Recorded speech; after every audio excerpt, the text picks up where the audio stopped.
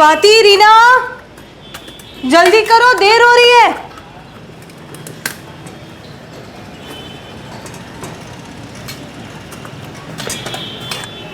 स्वाति, रीना, इसलिए कहती हूँ देर रात तक टीवी मत देखा करो, फिर दोनों उठने में दिक्कत करती हो। चलो।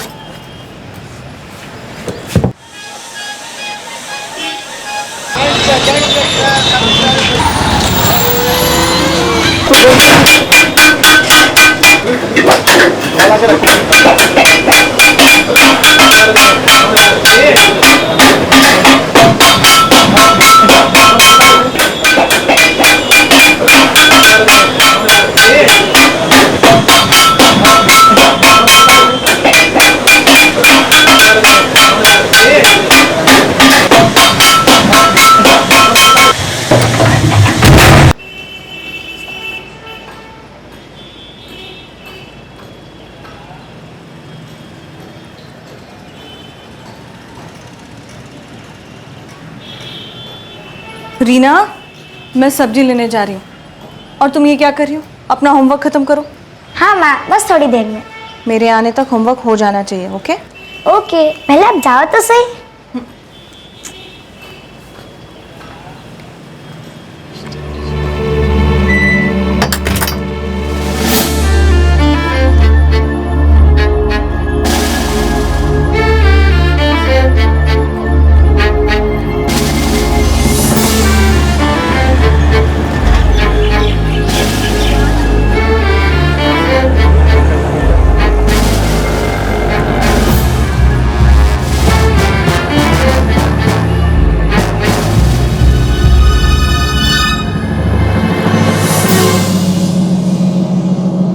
यही वो दिन था जब 35 वर्षीय कंचन शर्मा और उसकी दोनों बेटियों स्वाति और रीना को आखिरी बार देखा गया था। लेकिन उनके लापता होने का एहसास कंचन के पिता को अगले दिन हुआ।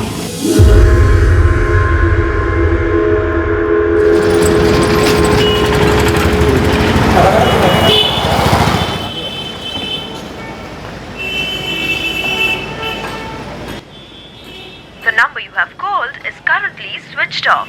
Please try again later. The number you have called is currently switched off. Please try again later.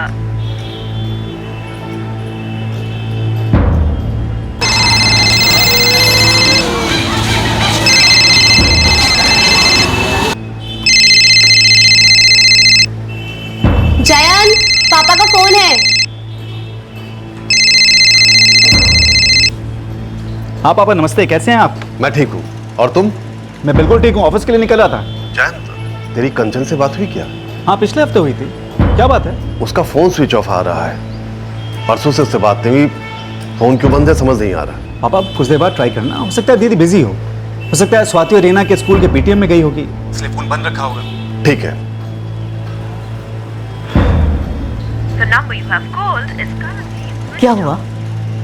अभी स्विच ऑफ आ रहा। अब मुझे चिंता हो रही है। एक काम करिए, जगदीश को फोन लगाइए, वो कंचन के घर जाके देख के आएगा।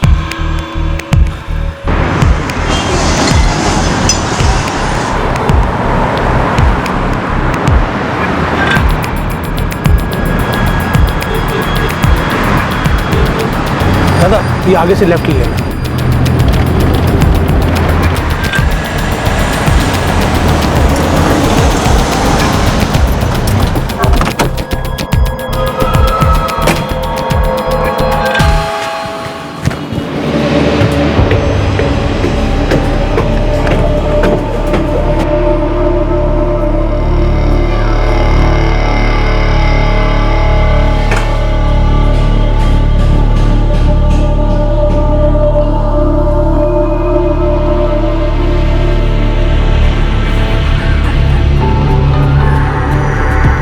दादा, आर्क रोड ले लो।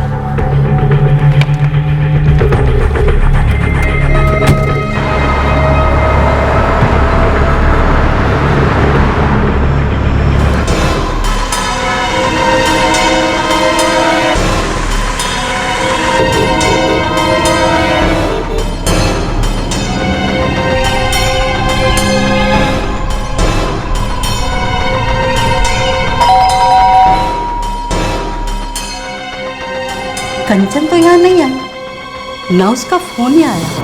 क्या हुआ? गायत्री जी, उसका फोन बंद आ रहा है, घर पे कोई नहीं है और बच्चियां भी स्कूल में नहीं है। भगवान करे सब ठीक हो। जीजा जी, स्वाति और रीना स्कूल में नहीं है, घर पे भी ताला लगा है। मैंने कंचन की सास से भी बात की, लेकिन उसे भी कुछ पता नहीं है। अब तो मुझे बहुत फिक्र हो रही है। अब तुम 1B में हमीद अख्तर से पूछो, शायद उसे कुछ पता हो। जी ठीक है, मैं वहां जाता हूँ।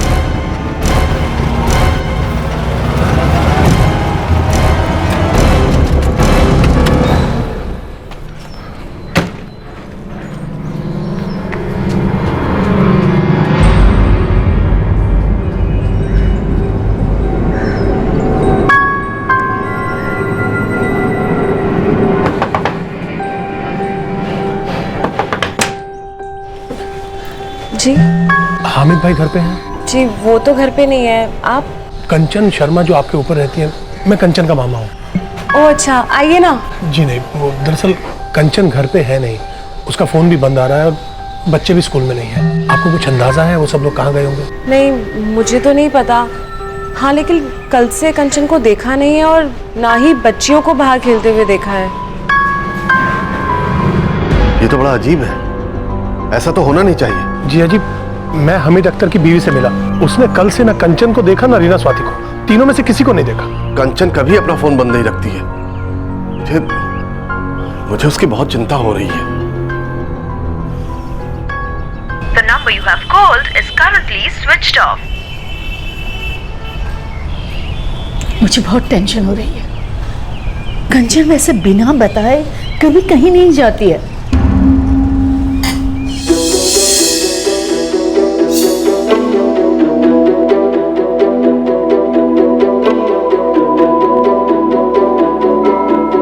यही थाना पड़ता है, Kharnaul police station. Kharnaul police station.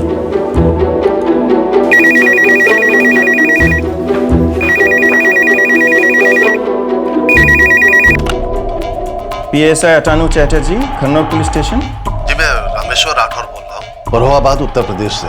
Sir, मेरी बेटी कंचन शर्मा और उसकी 2 बच्चियां रीना और स्वाति न जाने कहाँ गायब हो गई है। उनसे कोई संपर्क नहीं हो रहा। वो खरनौल एरिया में ही रहते हैं। उनका फोन बंद है, घर पर ताला लगा है।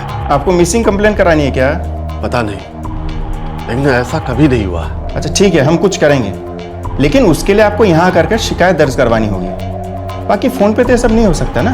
सर, आपकी बात मैं समझ रहा हूँ, लेकिन कोलकाता आने में हमें टाइम लगेगा ना। दादा, आपको यहाँ पर आना पड़ेगा, यहाँ आकर के शिकायत दर्ज करवानी होगी। अभी मैं और आपकी कोई मदद नहीं कर सकता। जयंत बेटा, मैं कल सुबह लखनऊ से फ्लाइट से निकल जाऊंगा। जी पापा, मैं भी कल दोपहर की ट्रेन से निकलूंगा। आपसे कोलकाता में मिलता हूं ना, आप जगदीश मामा के साथ जाके कंप्लेन कर देना। ठीक है बेटा, मैं टिकट बुक कराता हूँ। मैं भी चलूंगी। तुम यहीं रुको, तुम्हें ब्लड प्रेशर की प्रॉब्लम है। नहीं, मैं भी चलूंगी। यहाँ मैं अकेली नहीं रह पाऊंगी। पता नहीं कंचन, रीना, स्वाति, मेरी बच्चियों को क्या हो गया है। सुलेखा, चिंता मत करो। अच्छा ठीक है, तुम भी साथ चलो। एक बुजुर्ग दंपति को इतना लंबा सफर तय करके व्यक्तिगत रूप से कंप्लेंट दर्ज कराने क्यों आना पड़ता है? उनके आए बगैर पुलिस ने मिसिंग कंप्लेंट क्यों नहीं दर्ज की? किसी भी तरीके से कंप्लेंट पुलिस तक पहुंचते ही कार्रवाई क्यों नहीं शुरू हो सकती है? किसी के खुद शिकायत दर्ज कराने के बाद ही क्या जुर्म पुलिस की दखल के काबिल माना जाता है, कॉग्निजेबल ऑफेंस बनता है?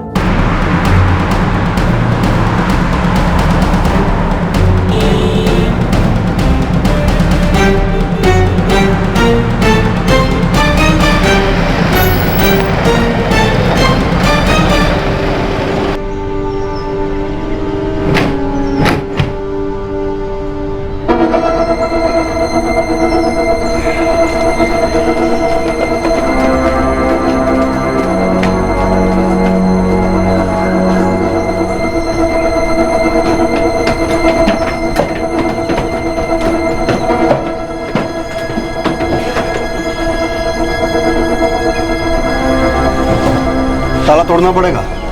तोड़ दो।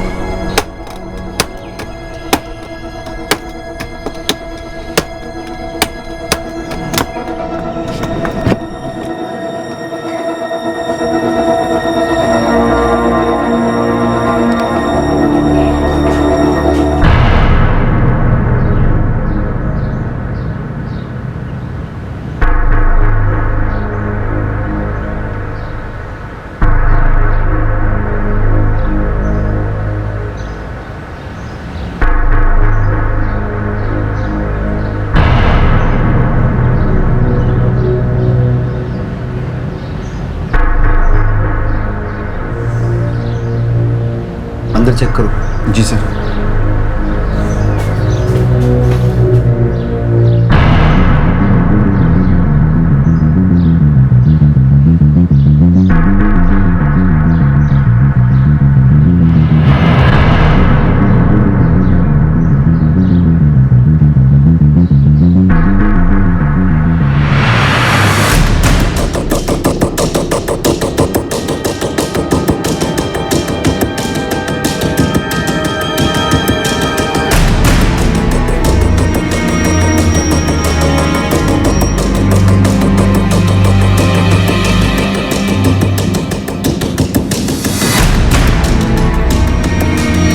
आप अंदर नहीं जा सकते।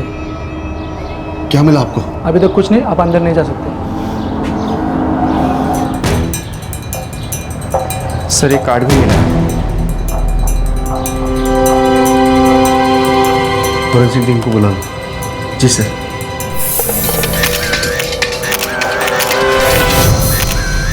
अभी तक तो कुछ नहीं मिला है, लेकिन हम देख रहे हैं।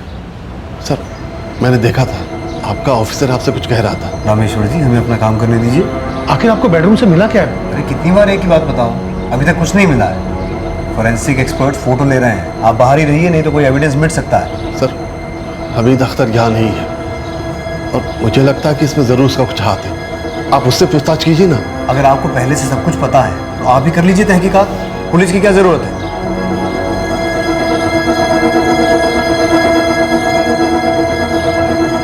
कंचन के घर में ऐसा क्या मिला था जो परिवार के लापता होने की गुत्थी सुलझा सकता था?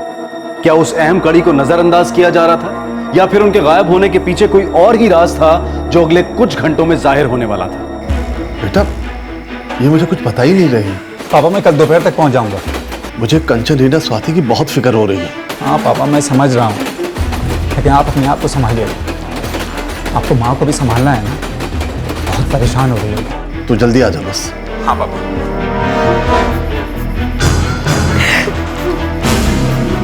सुरेखा, शांत रहो, सब ठीक हो जाएगा। ये लोग हमसे क्या छिपा रहे हैं? पता नहीं दीदी, लेकिन हम कल पुलिस के पास जाकर फिर से बात करेंगे।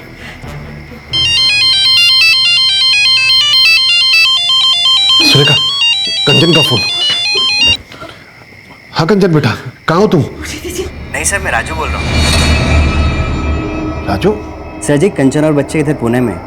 पुणे में?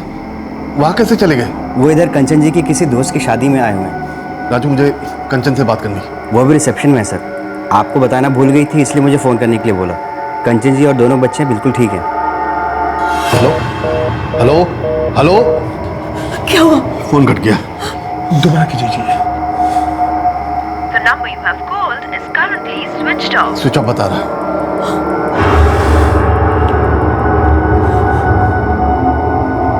नहीं, कंचन ऐसा कभी कर ही नहीं सकती। मुझे फिक्र हो रही है, जरूर वो किसी मुसीबत में है। मुझे लगता है हमीद का इसमें कुछ तो हाथ है।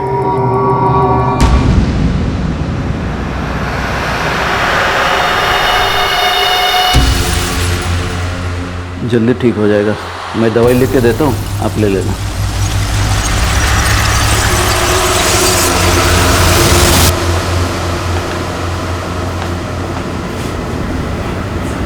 इसका मतलब तो वो अपनी मर्जी से गई है और उसी ने आपको इन्फॉर्म नहीं किया?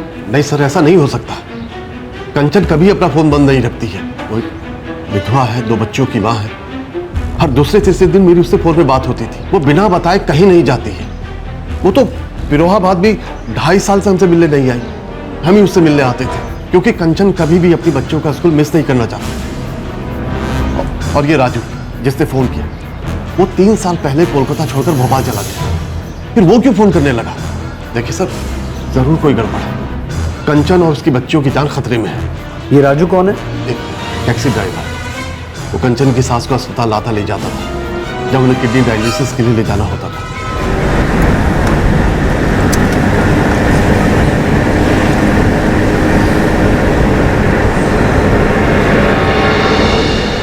ये 3 साल पुरानी बात है, जब राजू शहर छोड़कर चला गया, और तब से आज तक वो कभी किसी के टच में नहीं रहा। रामेश्वर जी, आप शुरू से ही हमीद अख्तर पर उंगली उठा रहे हैं। उसकी आपकी बेटी कंचन से कोई दुश्मनी? वो मेरी बेटी से घर वापस खरीदना चाहता था। पहले वही उस घर का मालिक था। कंचन ने मुझे कई बार फोन करके बताया कि वो आके झगड़ा करता है उससे।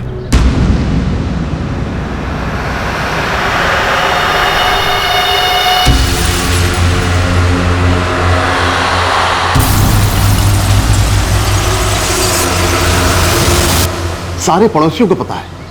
अब बनर्जी से जाकर पूछिए, हमीद ने एड़ी चोटी का जोर लगा दिया था घर वापस लेने के लिए, और रेट के मामले में कंचन को चीट कर रहा था।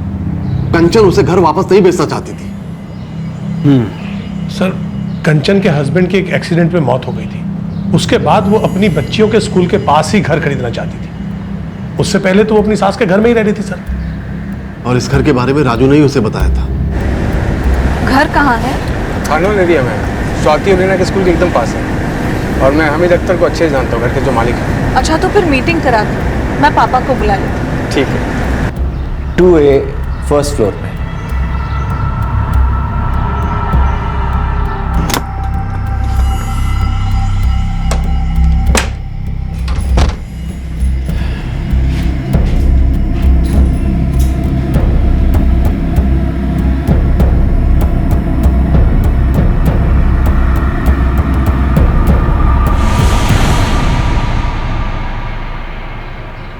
कंचन ने यह घर सलामी सिस्टम में खरीदा था।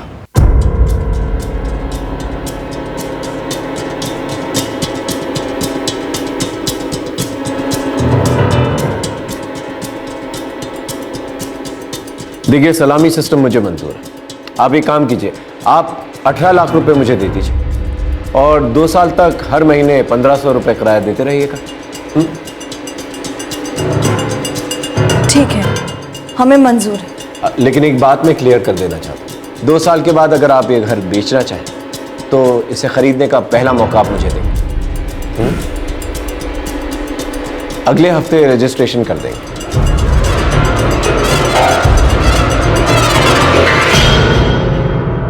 सलामी सिस्टम ये एक रेंट एंड बाय सिस्टम है। घर को मार्केट रेट से थोड़े कम दाम में बेचा जाता है और उसे खरीदने वाले को एक सुनिश्चित समय तक किराया देना होता है। किराया देने के तय समय के बाद खरीदार को घर का पोजीशन मिल जाता है। और अब जबकि वो समय खत्म हो गया था, हमीद उस घर को वापस खरीदना चाहता था।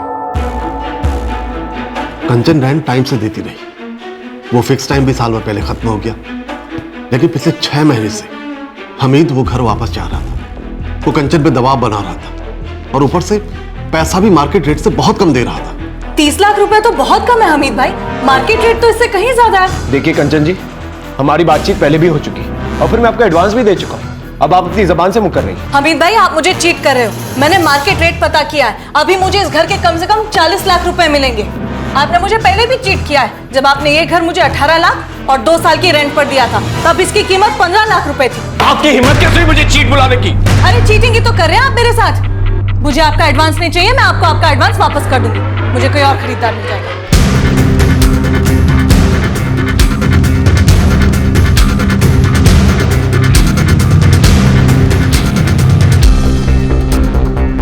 हमीद हर रोज उससे घर बेचने के लिए झगड़ता था। अब वो गायब है तो वो इसके पीछे है। सिर्फ इसलिए कि वो उसे घर नहीं बेच रही। सर, आप एक बार उससे पूछताछ करके तो देखिए। मुझे लगता है आपकी बेटी अपनी मर्जी से गई है। जब वो वापस आ जाएगी ना, हमें खबर कर देना। ऐसा नहीं हो सकता। आप जांच ठीक से नहीं कर रहे हैं। आपको जिस आदमी से पूछताछ करनी चाहिए आप उससे कर नहीं रहे। हमें मत सिखाओ कि काम कैसे करना है। तो ठीक से करिए ना अपना काम। ये मत समझना कि मैं बूढ़ा हूं तो कुछ भी चलेगा। मैं तब तक इस पुलिस स्टेशन से बाहर नहीं जाऊंगा जब तक आप हमीद को बुलाकर उससे पूछताछ नहीं करते हैं। ठीक है, मैं कर लूंगा पूछताछ। नहीं, उसे अभी यहां बुलाइए। मैंने कहा ना बुला लूंगा। कल सुबह आ जाना, बता दूंगा उसने क्या बोला।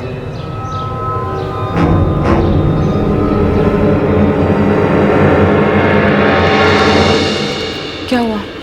कुछ नहीं, वो पुलिस ने बुलाया। सलाम मलिक साहब। हाँ हामिद, कैसे हो? जी बिल्कुल ठीक। वो मलिक साहब, वो पुलिस ने थाने में बुलाया। अगर आप भी साथ चलेंगे तो अच्छा होगा। हाँ हाँ ठीक है, चलेंगे। कौन है? मजूमदार है? जी ठीक है, मैं उसे खबर करवा दूंगा।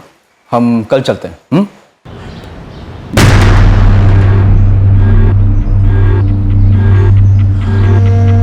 हाँ अकरम, तुम भी साथ चलो और वो अहमद को भी साथ ले लेना, ठीक है?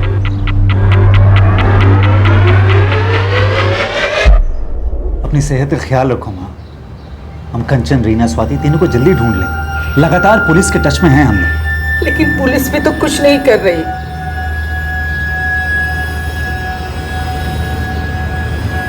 उन्हें घर में कुछ मिला जिसके बारे में हमें बताया नहीं। मैंने गायत्री जी से भी बात की थी, लेकिन उन्होंने कहा कि राजू से वो भी टच में नहीं है। राजू से बात किए अरसा हो गया। भोपाल गई भी तो उसे 3 साल हो गए। गायत्री जी, मुझे तो खुद समझ में नहीं आ रहा कि ये सब माजरा है क्या।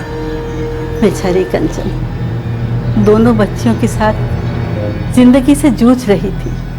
भगवान करे तीनों ठीक से रहे। किसी ने राजू से बात की?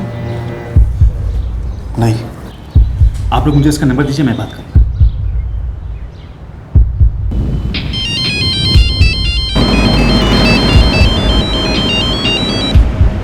हेलो। हेलो राजू। हाँ जी, बोल रहा हूँ। राजू, मैं कंचन शर्मा का भाई जयंत बोल रहा हूँ।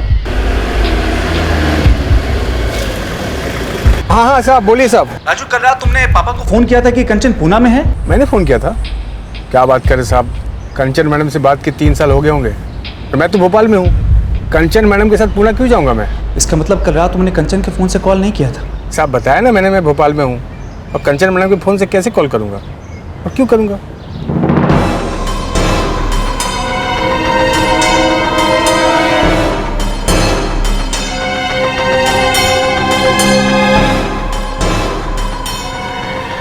क्या बोला उसने?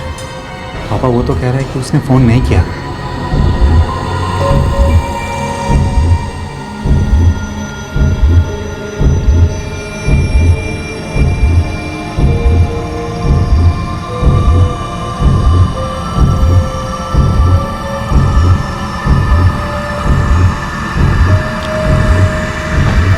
हे भगवान, मेरे बच्चों को सुरक्षित रखना।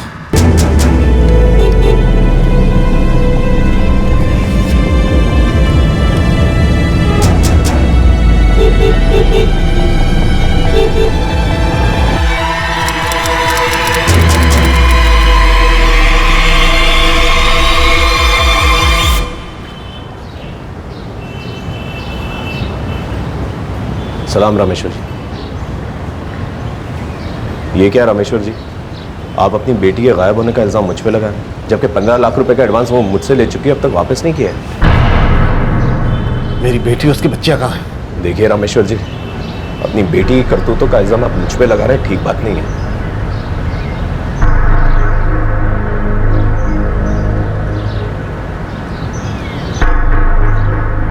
कंचन अपनी मर्जी से ही कहीं गई है। ऐसा नहीं हो सकता है। देखिए, सच यही है, आप जितनी जल्दी इसे मान लेंगे आपके लिए अच्छा होगा। आपने हमें से पूछताछ की? हाँ की है, वो इसमें शामिल नहीं है। ऐसा कैसे बोल सकते हैं आप? क्योंकि हमीद ने हमें बताया है कि क्यों कंचन अपने गायब होने का नाटक कर रही है, क्यों ऐसे हालात बना रही है कि सबको लगे कि उन लोगों को कुछ हो गया है। ऐसा क्या बोला हमीद ने? रामेश्वर जी, आपकी बेटी कंचन का राजू के साथ अफेयर है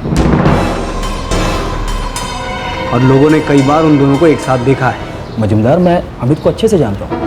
इसने बताया कि घर के 15 लाख रुपए वो कंचन को दे चुका है। अब वो कहती है कि घर नहीं बेचना, पैसे लौटाने की बजाय उन्हें लेकर अबू चक्कर होगी। साहब, उसे गायब करने में मेरा क्या फ़ायदा? घर तो मुझे मिलने से है, वो अब भी उसी के नाम पर है।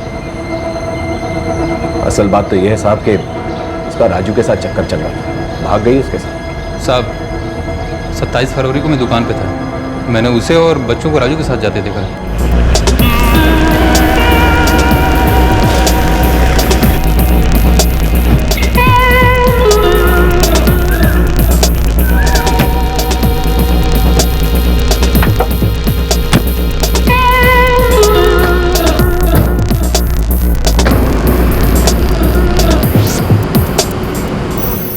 साहब, मैं बीवी बच्चे वाला इज्जतदार आदमी, सारा मोहल्ला जानता है। फजूल में मुझ पे इल्ज़ाम लगाया जा रहा है। सर, मैं इनकी गारंटी देता हूँ, मैं हामिद भाई को बरसों से जानता हूँ, ये ऐसा कुछ कर ही नहीं सकते। वो अपने अफेयर के बारे में अपनी फैमिली को नहीं बता सकती थी, इसलिए घर से भाग गई और ये ड्रामा खड़ा कर दिया। वो जो फ़ोन आया था कि वो पुनः शादी अटेंड करने गई थी, वो राजू और उसी का प्लान होगा। उसके माँ बाप को फालतू में लग रहा है जैसे उसे कुछ हो गया। असल में सारा खेल जो है उसी का रचा है।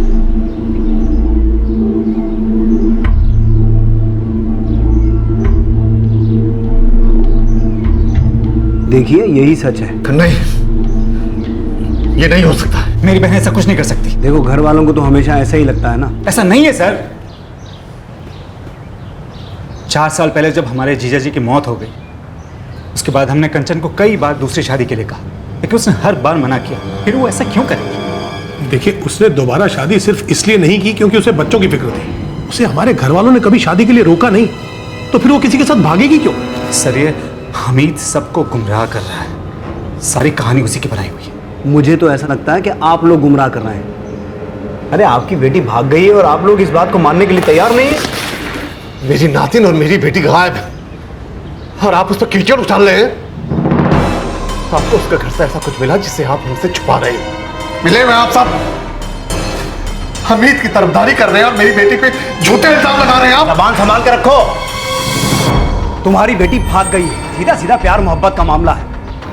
कंचन में इतनी हिम्मत नहीं थी कि अपने अफेयर के बारे में आपको बता सके, और आप लोग हम पे इल्जाम लगा रहे हैं कि हम अपना काम ठीक से नहीं कर रहे। पीछा छोड़ो हमारा, और जब बेटी का पता मिल जाए तब आ जाना। उससे पहले परेशान मत करना, बता रहा हूं। छोड़ गया उनको बाहर। चलो चलो बाहर चलो।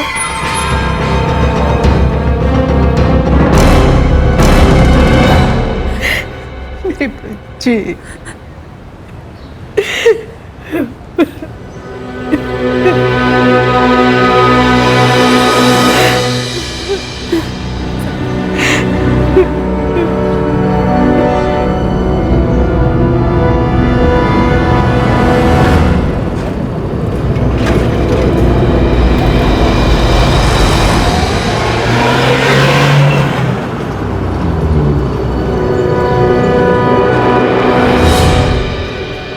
थोड़ा लेट कर दिया हामिद भाई आपने।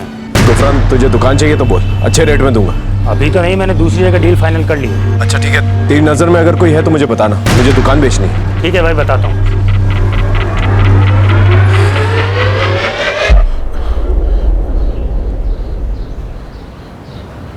जीजा जी, मैंने अपने एक दोस्त से बात की है। वो क्राइम ब्रांच के डीसीपी को जानता है। उसने कहा है कि हम उनसे जाकर मिल लें, वो डीसीपी साहब से बात कर लेगा।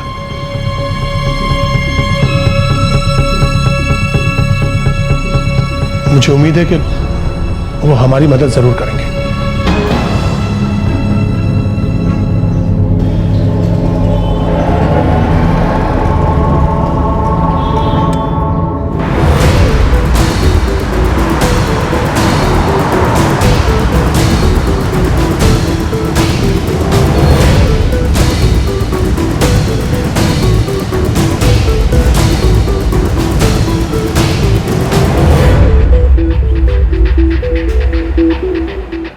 सर, मेरी बेटी और मेरी नातिन की जान खतरे में है और पुलिस से सिर्फ एक ही जवाब मिल रहा है कि वो भाग गए। मैं अपने बच्चों को ज्यादा जानता हूं या यहाँ की पुलिस जानती? पुलिस अपना काम नहीं कर रही है। उनके लिए किसी के खो जाने का जैसे कोई मतलब ही नहीं है। मेरे होम टाउन से आए बिना वो मेरी कंप्लेंट तक दर्ज करने को तैयार नहीं थे। फिर एक आदमी हमीद एक मनगढ़ंत कहानी बताता है और पुलिस उसे परम सत्य मान बैठी और मुझे भी उस सच को मानने के लिए मजबूर कर रही है। पुलिस को मेरी बेटी के घर से ऐसा कुछ मिला है जो हम सब से छुपाया जा रहा है। मेरी आपसे हाथ जोड़कर विनती है कि मेरे बच्चों को ढूंढने में हमारी मदद कीजिए।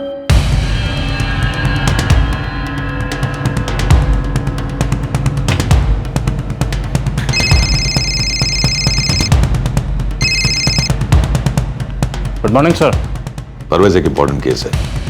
करनौल इलाके से 3 लोगों का परिवार लापता है, एक मां और उसकी 2 बेटियां। मैं चाहता हूं कि तुम्हारी टीम अब इस केस को हैंडल करे। Sir, it's an urgent matter. Sure sir. आपकी बेटी और आपकी नातिन आपको मिल जाएंगी। मैं वादा करता हूं कि उन्हें खोजने में हमारी टीम कोई कसर बाकी नहीं रखेगी। Thank you sir. Sir, inspector Majumdar इस केस को हैंडल कर रहे हैं। अब तक की प्रोग्रेस का पता करो। 1 घंटे में मुझे सारी रिपोर्ट इस टेबल पे चाहिए। सर।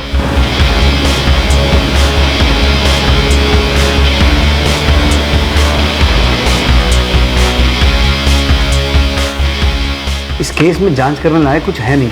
वो रामेश्वर राठौर बेकार में हल्ला मचा रहा है। दरअसल उसकी बेटी किसी ड्राइवर के साथ भाग गई है। फॉरेंसिक डिपार्टमेंट ने पूरे घर का मुआयना किया था, राइट? जी जी, फोटोग्राफ्स भी लिए थे।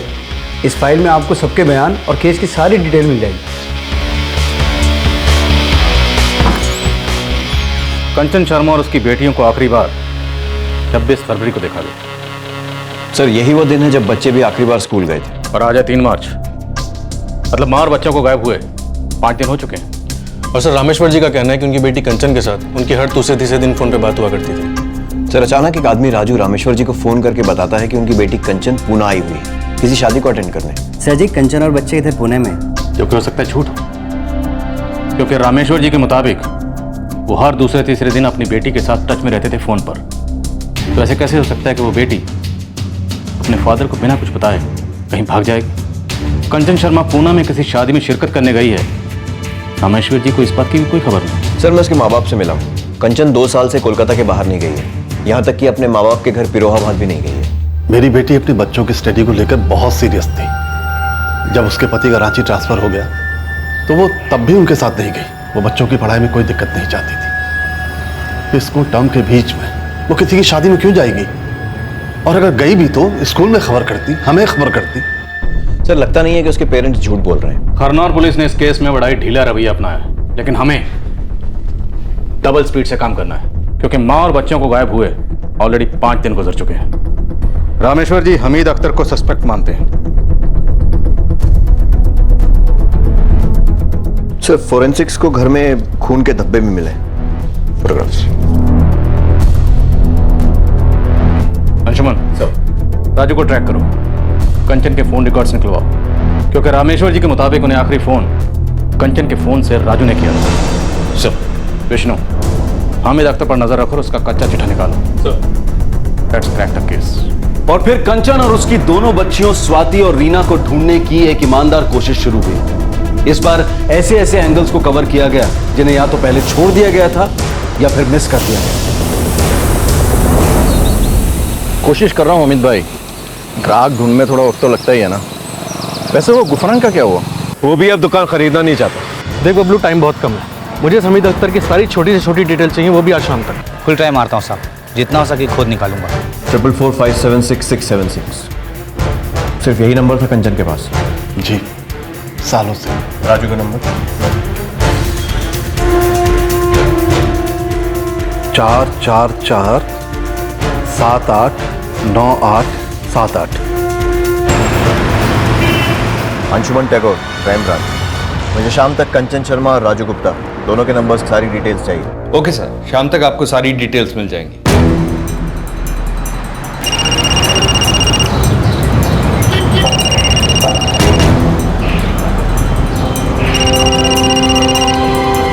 हेलो, राजू गुप्ता जी बोल रहा हूँ। Crime branch Kolkata. जी जी जी साहब। तुमने कंचन शर्मा के मोबाइल से उसके पिता को फोन किया था? साहब उन लोगों का भी फ़ोन मेरे पास आया था साहब, उनको भी मैंने बता दिया साहब। मैं आपको भी बता दूं साहब, मुझे कुछ नहीं पता कि कंचन मैडम कहाँ है। मैंने तुमसे ये तो पूछा ही नहीं कि कंचन शर्मा कहाँ है। मुझे बली का बकरा बनाया जा रहा है साहब। मैं एक साधारण टैक्सी चलाने वाला आदमी हूँ साहब, जिसने कभी कंचन मैडम की मदद की थी, बस। ठीक है, ज़रूरत पड़ने पर दोबारा कॉल करूँगा, लेकिन याद रखना अगर फ़ोन बंद मिला तो तुम्हें बहुत मुश्किल हो जाएगी।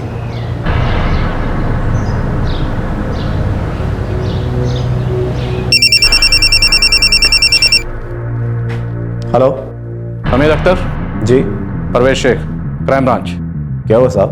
तुम्हें बिरयानी खिलानी है। तुम यहाँ आ रहे हो या मैं लेकर आऊँ? आता हूँ साहब। जल्दी आओ।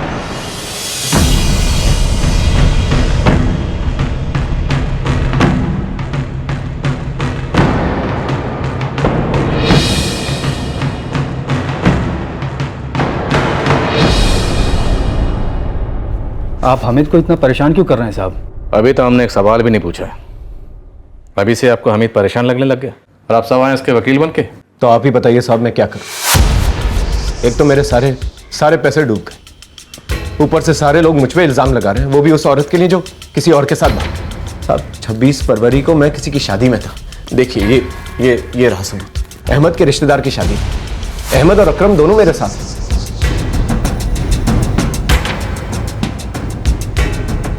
और मैंने कब कहा कि कंचन और उसके बच्चे 26 फरवरी को ही गायब हुए, पहले भी हो सकते थे। हाँ, कंचन के फादर को उनके गुमशुदा होने की इतला 27 फरवरी को मिली। आप बात को इतना घुमा फिरा कर क्यों कह रहे हैं साहब? आपको हमीद पे शक है ना, तो सबूत पेश कीजिए। मैं तो कह रहा हूँ ये बेकसूर है। नेताजी आप कह रहे हैं? हमने तो सुना है कि एक पॉलिटिशियन जो कहे मतलब उसका बिल्कुल उल्टा निकालना चाहिए। फोन नंबर क्या है तुम्हारा? 444-980-9. आराम से। 444-980-989. ठीक है, तुम लोग जा सकते हो, लेकिन दोबारा जरूरत पड़ी तो फिर बुलाऊंगा, और जितनी बार मन होगा उतनी बार बुलाऊंगा।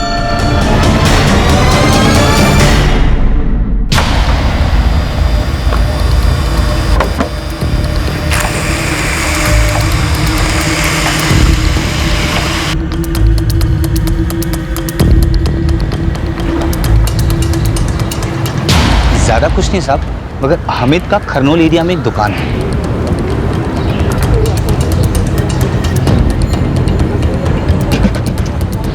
कॉस्मेटिक की दुकान है साहब, पिछले कुछ दिनों से बंद है। और कुछ? छोटी सी बात है मगर कितनी इंपॉर्टेंट है ये आप देखो। 26 फरवरी की दोपहर को हामिद और कंचन की बिल्डिंग में 2 बड़े टर्न डिलीवर हुए।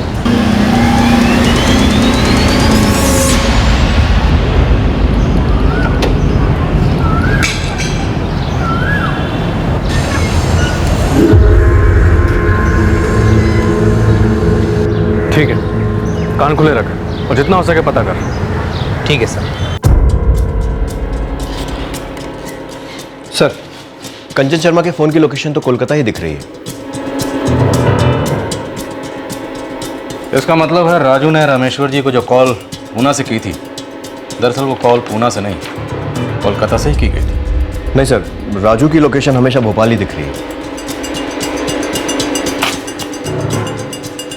फिर वो कॉल किसने की थी? हमीद अख्तर? सर, इसके कॉल रिकॉर्ड्स में भी ऐसा कुछ अजीब नहीं मिला है। इतना तो पक्का है कि 27 फरवरी की रात को कंचन शर्मा का फोन किसी के पास था, जिससे उसने रामेश्वर जी को फोन किया। लेकिन सर, फिर अकरम ये क्यों बोल रहा है कि उसने कंचन और उसकी बेटियों को राजू के साथ जाते हुए देखा?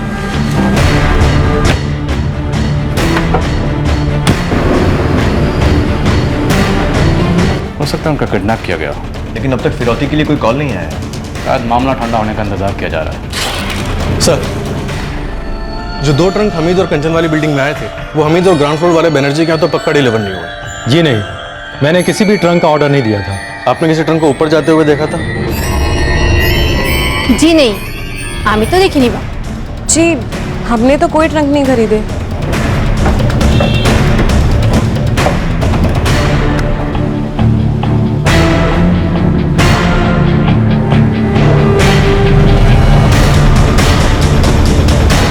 और सर, कंचन शर्मा वाले फ्लोर पे जो दूसरा घर है वो कई सालों से बंद है। क्या यह हो सकता है कि उन ट्रंक्स का ऑर्डर कंचन शर्मा ने दिया हो?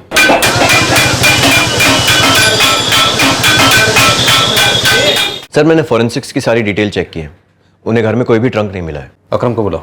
सर।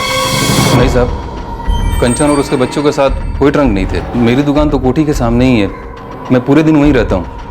मैंने किसी ट्रंक को आते नहीं देखा। ठीक है, जाओ।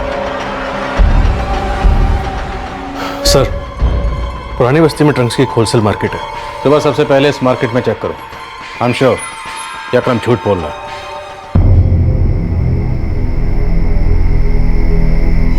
आज 5 दिन हो गए,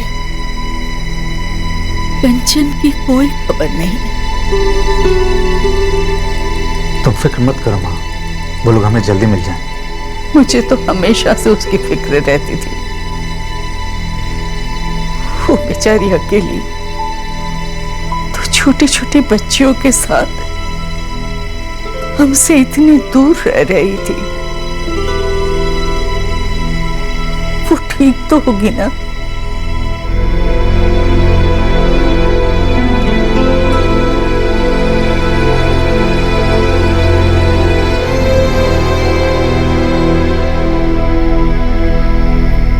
नहीं, हमें तो घर के अंदर कोई ट्रंक्स नहीं मिले।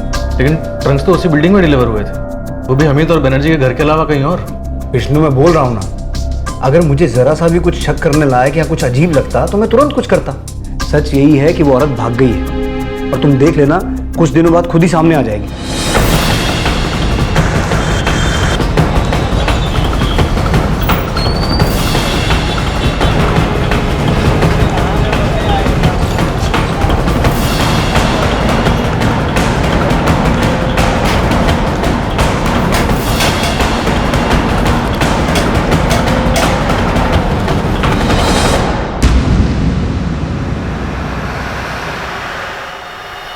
घाव तो भर गया है पर निशान जाने में थोड़ा टाइम लगेगा।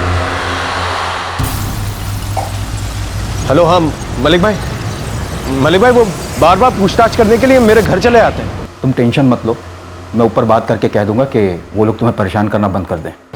जी।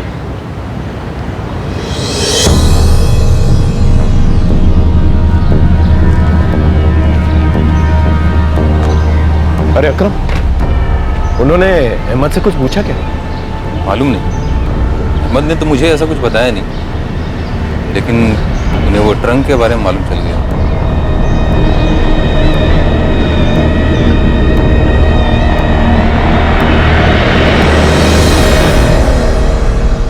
जी साहब, एक खरनौल इलाके के जिस बिल्डिंग की आप बात कर रहे हो ना, वहाँ हमने डिलीवरी की थी ट्रंक की। कौन से घर में? एक मिनट साहब।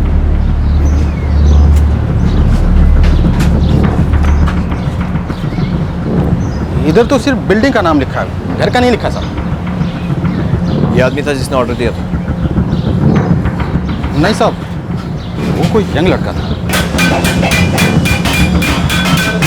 रसीद दिखाओ। जी साहब।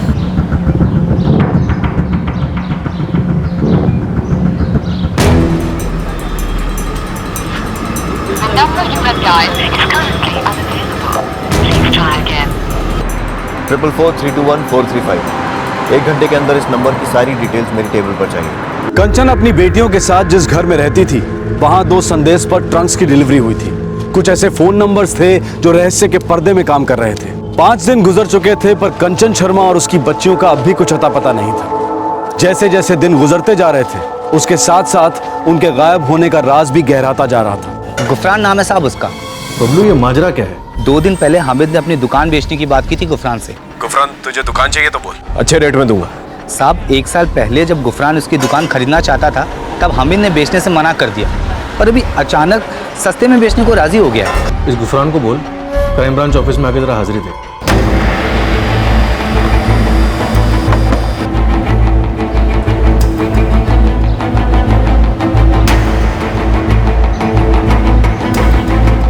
सर, जो नंबर ट्रंक की दुकान की रसीद में मिला था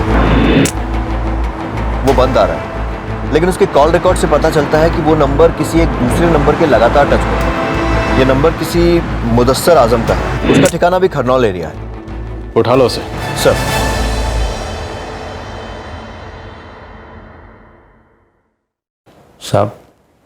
साहब मैं गुफरान। बैठो। गुफरान, मैं तुमसे उस दुकान के बारे में जानना चाहता हूँ जो हमें तुम्हें भी बेचना चाहता था। साहब मैं 1 साल पहले उसे खरीदना चाहता था, तब दुकान खाली पड़ी थी, लेकिन हामिद भाई बेचना नहीं चाहते थे। फिर उन्होंने वहाँ कॉस्मेटिक का धंधा शुरू किया। अब अचानक मेरे पास आई कि मुझे दुकान बेचनी है, वो भी सस्ते दामों में, लेकिन अब मैं नहीं खरीदना चाहता। इस हमीद को तुम काफ़ी पहले से जानते हो ना? हाँ साहब जानता हूँ, एक ही मोहल्ले में रहते हैं। गुफरान, हमीद ने कंचन की फैमिली के साथ कुछ किया है क्या?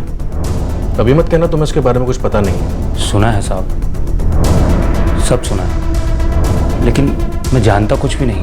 साहब पहले तो हमीद भाई एक आम इंसान हुआ करते थे जैसे कि हम सब, लेकिन अभी कुछ टाइम पहले से वो थोड़े से अकड़ू और चिड़चिड़े हो गए और दिखावा भी करते हैं। ये सब जब से वो लोकल नेता मलिक के करीब हो गए तब से ऐसा हुआ। ठीक, समझो। साहब जब हमीद भाई ने मुझे दुकान बेचने की बात की तो मुझे लगा कि अचानक क्यों बेचना चाहते हैं। मैंने एक बार वहां जाकर पता भी किया था। दीपन भाई, ये हामिद का कोई परेशानी चल रहा है क्या? मालूम नहीं, सब कुछ तो अच्छा चला था हामिद भाई का। फिर ये बेचना क्यों चाहता है? पता नहीं भाई, 2 दिन से दुकान बंद पड़ी है। उसके पहले कुछ खुदाई का काम चल रहा था दुकान में।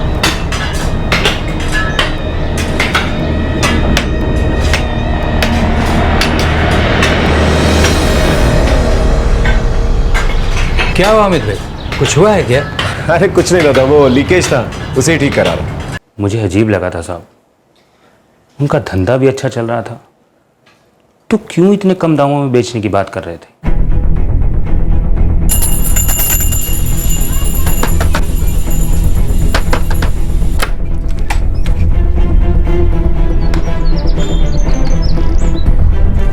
मुदस्सर जी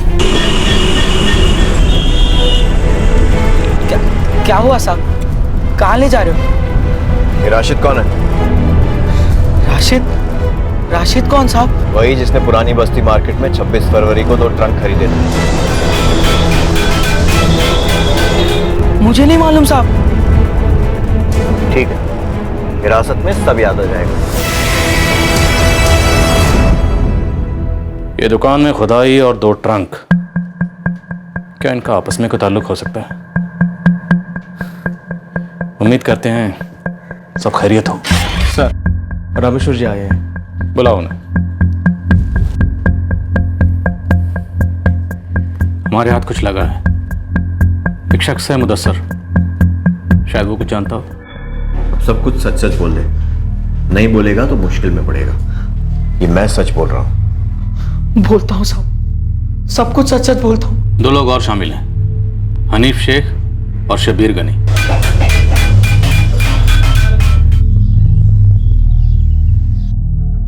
सर, आपको क्या पता चला है? शाम तक बताऊंगा आपको। सर, हमें यहाँ आए हुए 6 दिन हो गए और हर वक्त यही लगता है कि जैसे कोई बुरी खबर होगी। देखिए, मैं समझ सकता हूँ, लेकिन जब तक हमें कंफर्म नहीं हो जाता हम आपको कुछ नहीं बता सकते। सो प्लीज शाम तक वेट कीजिए। अरे साहब, आप मुझे लेके कहाँ पे जा रहे हो? मुझे अरे साहब, मुझे ये तो बताओ मैंने किया क्या? साहब मुझे, अरे साहब छोड़ो, मुझे कहाँ लेके जा रहे हो आप? साहब मैंने किया क्या है?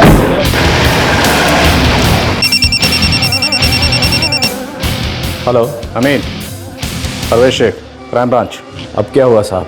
थोड़ी बिरयानी बच गई है, जल्दी आ जाओ। आता हूँ साहब।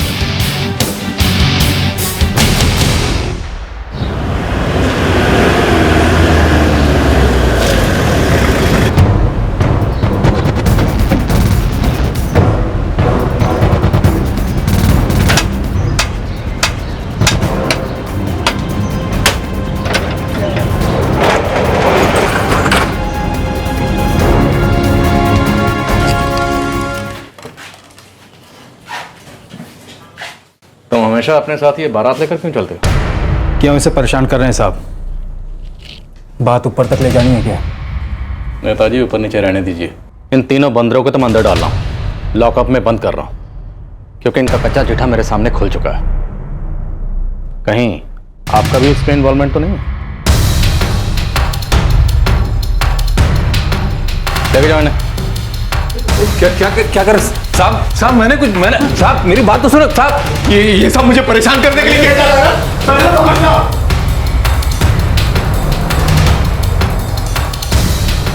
इन तीनों से तो मैं सच उगलवा लूंगा, लेकिन अगर इसमें आपका भी इन्वॉल्वमेंट हुआ तो इन तीनों के साथ साथ मुझे आपको भी लॉकअप में डालना पड़ेगा। आप प्लीज अपनी कार्रवाई कीजिए।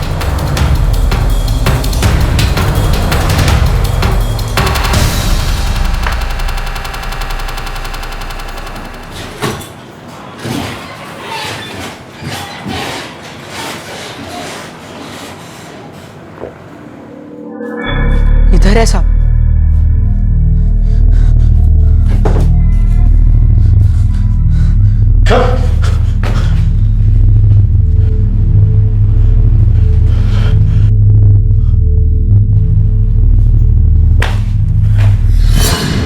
ये निशान कंचन की बेटी स्वाति ने तुम्हें यहां काटा था ना?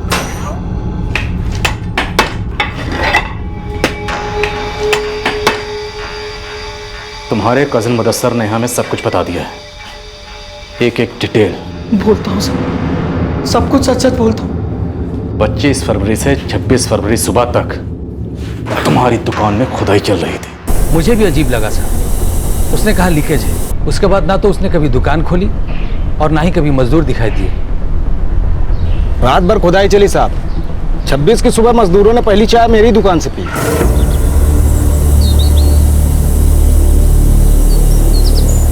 क्या पूरी रात काम कर रहे थे क्या? हाँ, सेठ बोले रात को ही करना पड़ेगा, बड़ी जल्दी थी उनको। इसलिए कर रहे थे खुदाई? हमें क्या पता, खोदने के लिए बोले थे, खोद डाला, फिर वो बोले कि खुद ही भर देंगे। इस सब से मुझे क्या लेना देना साहब? हमें सब कुछ पता चल चुका है। मुदस्सर के साथ हमारी एक टीम तुम्हारी दुकान में मौजूद है।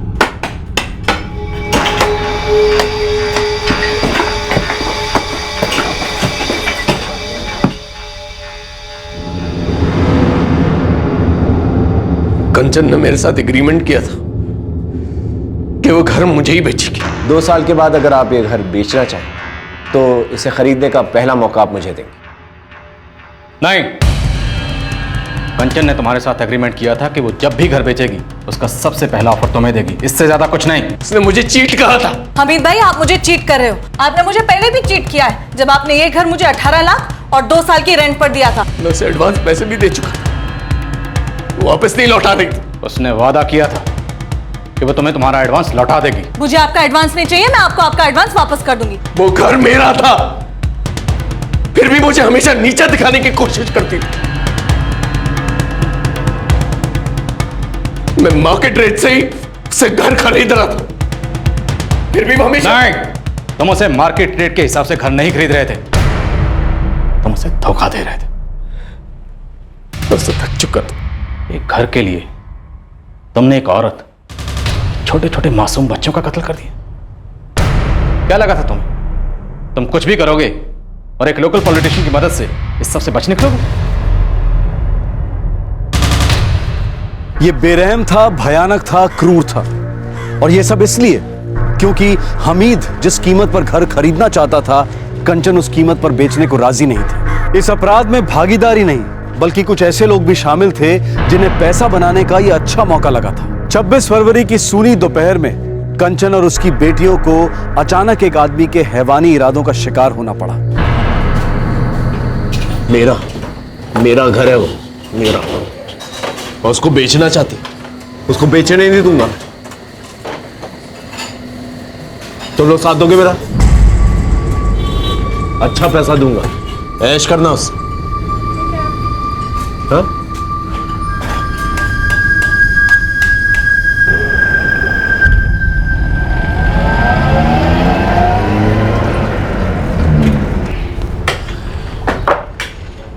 सुनो, चाहे जितना भी टाइम लगे, कल सुबह तक एक काम खत्म हो जाना चाहिए, ठीक है?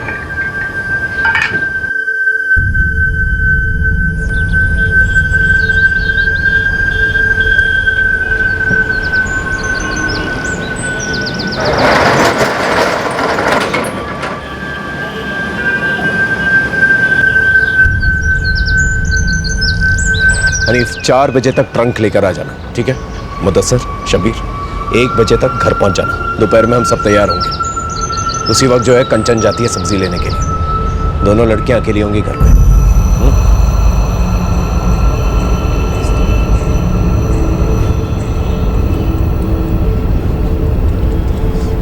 रीना, मैं सब्जी लेने जा रही हूँ और तुम ये क्या कर रही हो? अपना होमवर्क खत्म करो।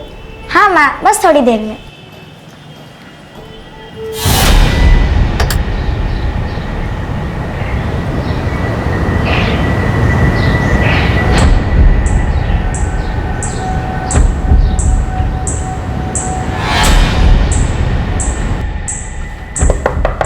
रीना, दरवाजा खोल दो। जी दीदी।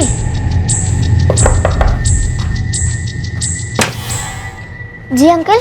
अब बेटा, वो तुम्हारी मम्मी बता रही थी कि बाथरूम में लीकेज है, मैं प्लम्बर को लेके आया। आइए अंकल। ट्रंक का है? हाँ, मैं ऑर्डर तो दे आया था, 4 बजे तक आ जाने चाहिए। 4 बजे तक आ जाएगा। इसकी बॉडी साफ कर दो और घर का सारा सामान इधर उधर कर दो।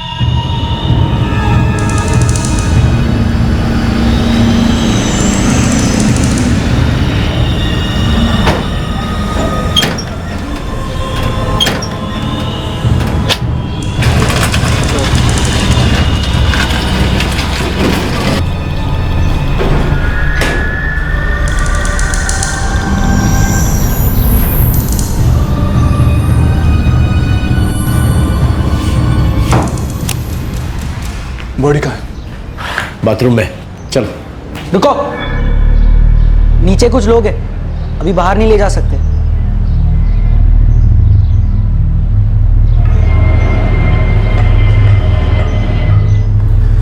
हमें थोड़ा इंतजार करना होगा। एक काम देर रात करते हैं, सुबह होने से पहले। उस वक्त सभी लोग गहरी नींद में सोए होंगे। शबीर एक काम कर, तू नीचे जाके डी और परफ्यूम लेके आ। लाशें जल्दी ही बदबू मारना शुरू कर दें। चल जल्दी जा।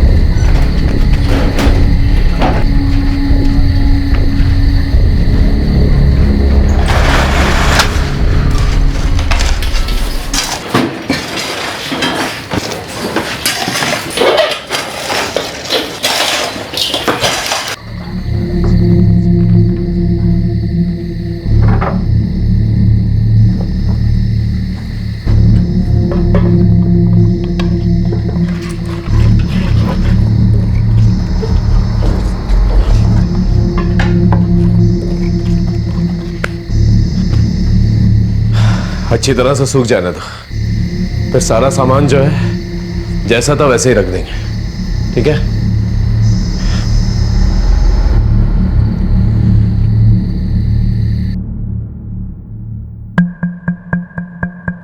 पक्का इन दोनों को भी पता था कि तुमने कत्ल किया। क्या ये दोनों भी इसमें शामिल थे?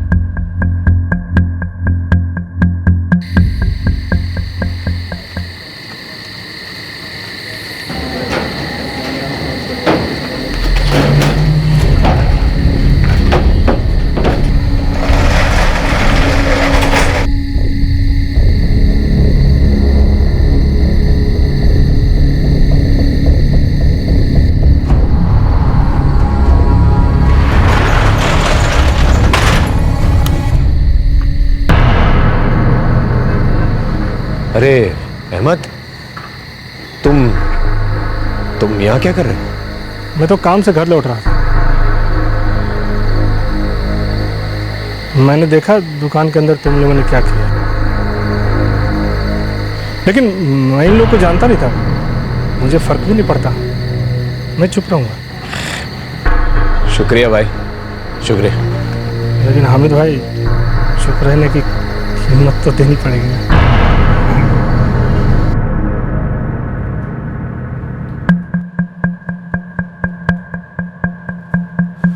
तुझे इसमें क्या मिला?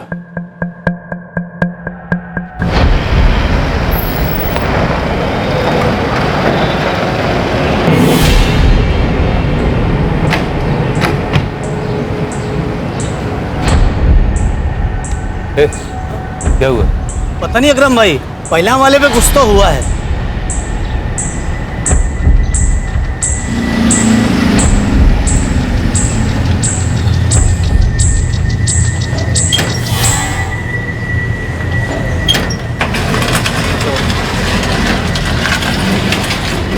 फिर मैंने सुना कि हामिद भाई पे पुलिस को शक हो गया, फिर समझ गया मैं।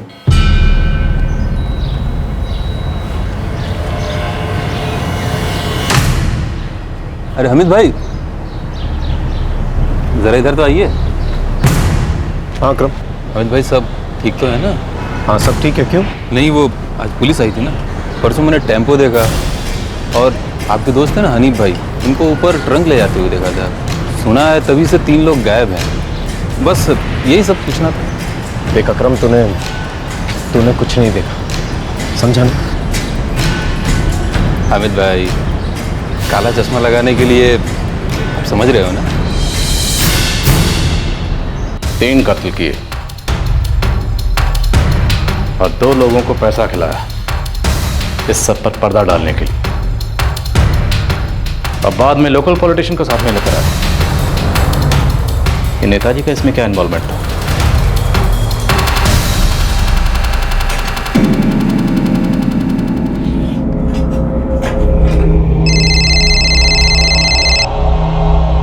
हेलो जयंत, क्राइम ब्रांच से प्रवेश शेख। हाँ सर, कुछ खबर? जी,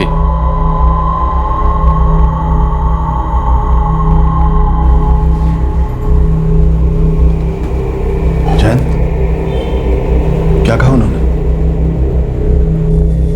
जयंत, क्या कहा उन्होंने? अब उन्हें सब कुछ पता चल चुका है।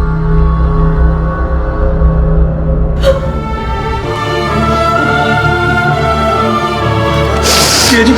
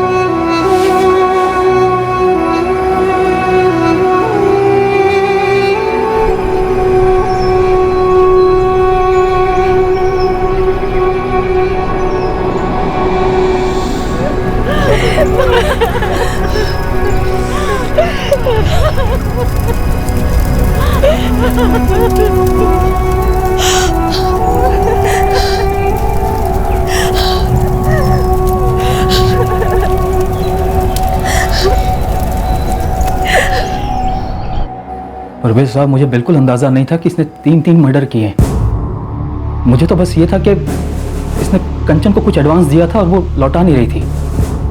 इसी ने मुझसे कहा कि पुलिस इसे बेवजह परेशान कर रही है, इसलिए मैं बीच में आया साहब। मलिक साहब, इस हमीद का कहना है कि उसकी आपसे काफ़ी पुरानी पहचान है। उसने आपके लिए काफ़ी कुछ किया है, काफ़ी जुटाया है, इंतज़ाम किया है, इसीलिए आप उसके बचाव में आ रहे थे बार बार।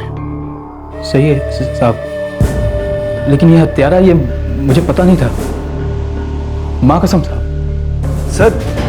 सर मैंने तो सारा केस प्रोसीजर के मुताबिक ही हैंडल किया था सर। तब तक हमें उतनी ही लीड मिली थी सर। तो सर वैसे उसके फादर को कंचन के मोबाइल से ही फोन आया था, तो हमें लगा कंचन भाग गई है सर।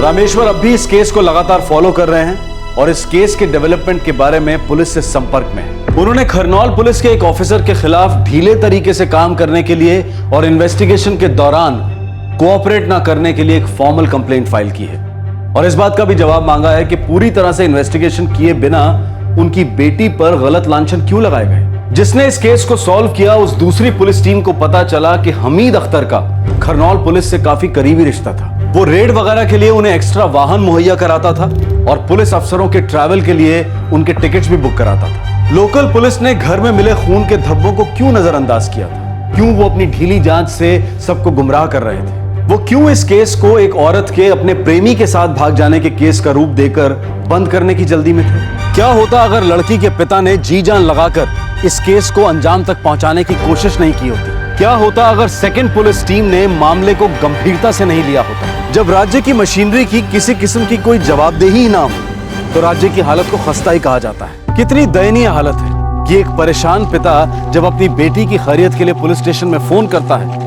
तो पुलिस तब तक कुछ भी करने से मना कर देती है जब तक कि वो खुद पुलिस स्टेशन नहीं आता, चाहे इस बीच कितना ही अहम वक्त बर्बाद क्यों ना हो जाए। क्या प्रशासन की खामियों को ठीक करने के लिए हमेशा अदालत के हस्तक्षेप की जरूरत है? क्या हमारे द्वारा चुने हुए प्रशासनिक नेता कभी इन सब कमियों के लिए जवाबदेह और जिम्मेदार नहीं ठहराए जाने चाहिए?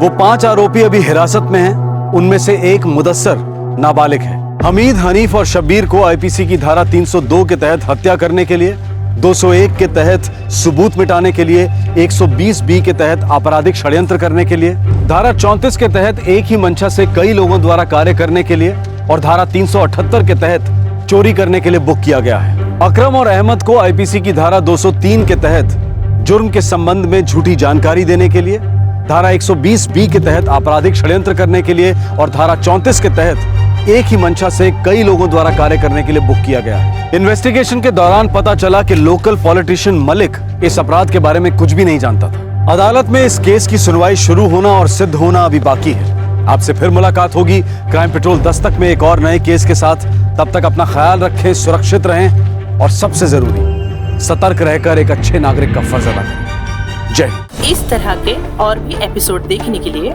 हमारे चैनल को सब्सक्राइब करें और बेल आइकन दबाना ना भूलें।